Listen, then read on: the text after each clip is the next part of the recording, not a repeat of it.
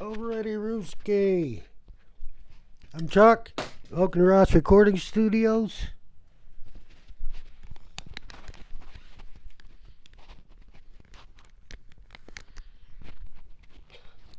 And I was going to say, we're doing an unboxing video. Been waiting all day, so put everything back in the box and take it out. So what I've been waiting for is the Dremel for polishing the frets. And I gotta say, this, go for it. It's like this one wasn't the expensive. I think maybe $39 at the most. It was under 40 bucks for sure. Look at, you got all kinds of stuff in here. And the reason I went for the one that was a little more expensive than the $25 one is this one has 8 buffing wheels. And that's the most important thing. The other ones had all the sanding discs, and you know, I'm not gonna.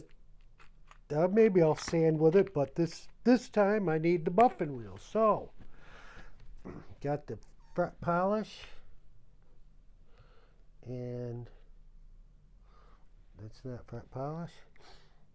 And I put some on the cloth. Then I dabbed some on the frets, and I put it on my finger. So every fret I put this on. And I like cordless tools. I'll tell you what, once, you know, I'm from the 70s, and once cordless came in, wow, okay. And then circular, you know, cordless drills and circular saws came in. Now they make everything cordless with power. So this was fantastic. And 5 speeds. So I started with the slow. Do the top, do the side. And I've got these fret protectors, and I saw people using these. Well, one, they don't get their thickness, so you're not getting all the way down in. Plus, I'd have to put it on every one. It takes a little bit of time to get the tape on there, but once the tape is on there, now you don't have to monkey around moving that around.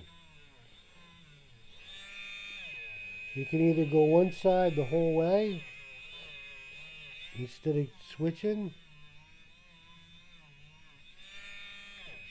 this is probably the fastest way. Do all the sides. I'm going to put it up on super high.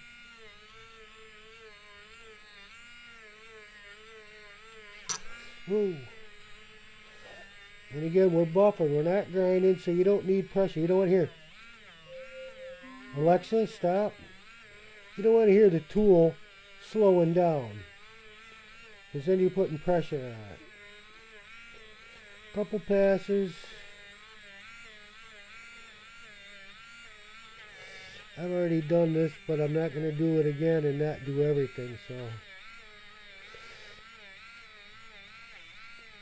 again, you caught me cooking.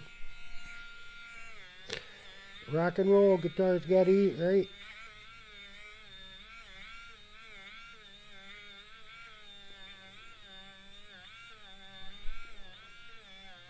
So this is number 3.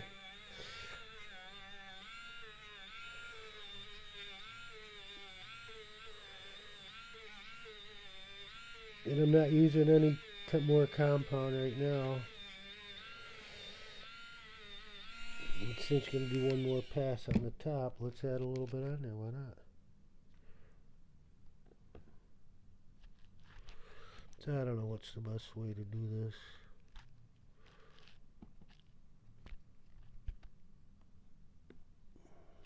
I suppose the best way would have been to get a little brush and brush it on there. I want to make sure it gets on there. I suppose that's one way to do it.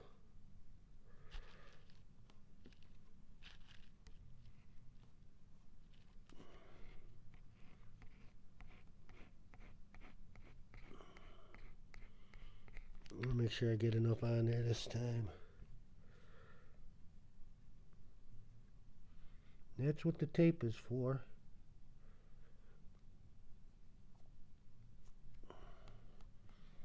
We probably got a little bit more than we need on there. I don't want to take it off the front, so just try to...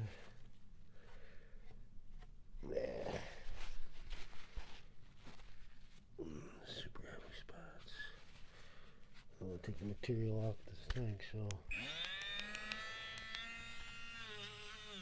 I'm just doing the tops now. And the ends I'm going to do.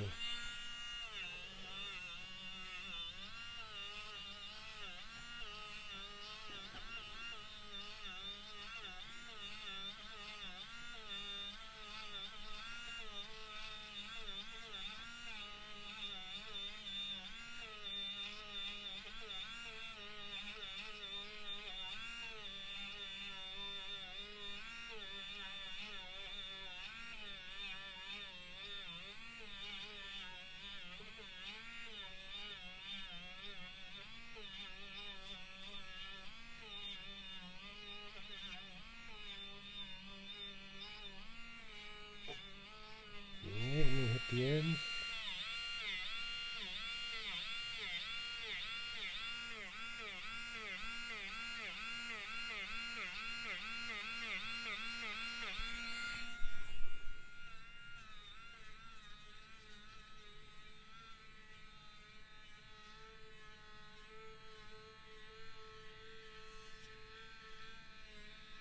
It's not making too much of a mess, or I would have stopped, but it is making a little bit of a mess, but hey.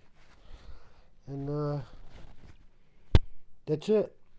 The only thing now is to see how it looks after we take everything off and clean it. So let me get my dinner in the oven. Tonight's a very light dinner. I'm going to have some leftover, not Jimmy Dean, but some really good roast beef tips. Come in the packages. Boy, I'll tell you what, those are great. Whew. And no baked potato because I had a big breakfast. And Forrest Gump is on. Notice how your voice increases as soon as you see Gump. Tell you what, Gump is the man. Haven't seen this movie in 25, 30 years, so it's kind of I forgot how great it is, even though I'm not really watching it. I'm going to have to come back and watch the whole thing tonight. So, peace out. We'll be back for the outcome of this.